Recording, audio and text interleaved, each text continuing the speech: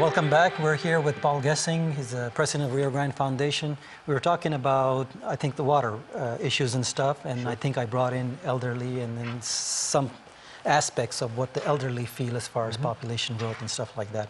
Because they would like us to focus on economic growth versus population growth. Right. And they're saying, well, some people, and I think... Is that a valid point, though, to discuss actually both, but then as far as the elderly is concerned, they don't really want too many people here?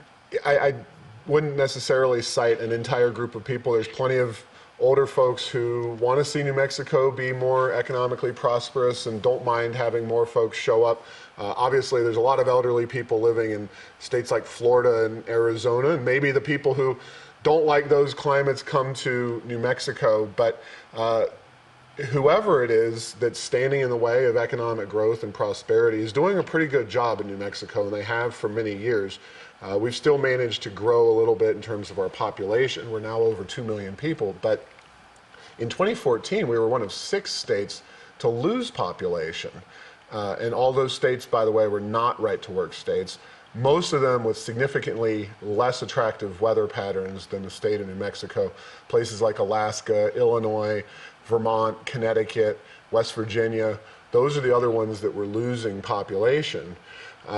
And I think we lost quite a bit in the last few years. Well, overall, but this was 1 year data from the Census Bureau.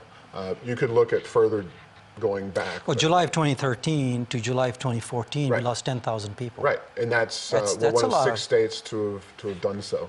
We don't know where they all went, but we know they kind of scattered into other states there. I don't have the data. My bet is on Texas. They probably because they grew by 384,000 went to jobs. Texas, and but I would say that regardless, especially for older folks, though, and I have kids, and you have kids, and we all want our children to have opportunities here in the state that we love, the land of enchantment. Beautiful place, great for many outdoor recreational opportunities and high quality of life overall, and we would like to have those young people stay in our state, finding jobs in the private sector, being able to live at a high level, and then raise their kids so you have little grandkids running around someday, rather than having to fly off to some other state, Texas or whatnot, to go visit your family. And I think we all benefit no matter who we are. Now, that requires a little level of thinking beyond your immediate self-interest to your broader self-interest, and that's something that can be challenging for people, but I think we all benefit from a more prosperous New Mexico. I think there has to be a little bit of attention given to the elderly, and because there's a huge retirement community here. There is. Every time I talk to them, I've spoken to a lot of them. I have a lot of friends who are into their 70s and 80s. I was talking to a gentleman about light rail a few years back, and we were trying to pitch that thing to the city and see if we can bring light rail in Albuquerque, because there used to be a light rail going from Old Town to UNM many years ago. So I was saying, well, let's see if we can. I think I wasn't sure if it was Baca or Chavez, one of them had proposed this, and then he was shot down. Nobody wanted to talk about it. Brought this up to a gentleman, and elderly, he said, you know what, it's a bad idea, because you're going to bring all kinds of people here.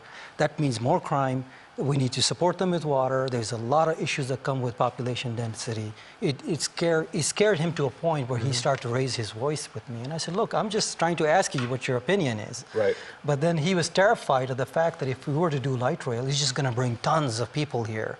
Sure. And it's that perception that gets created. So how do you address that to someone who is in their 80s and looking to kind of be in a quiet, sleepy little environment, so to speak, My organization actually played a significant role in defeating Mayor Marty Chavez, as then the mayor, his efforts to bring that light rail, not because I think it's going to So it was a bad idea? That's my opinion. Okay. Certainly it is a very expensive form of transportation. In fact, we've since moved on to the current administration now proposing something called bus rapid transit. It's a much less expensive mode of transit. It's still being discussed by the city planning departments, and there's been some public information sessions on that.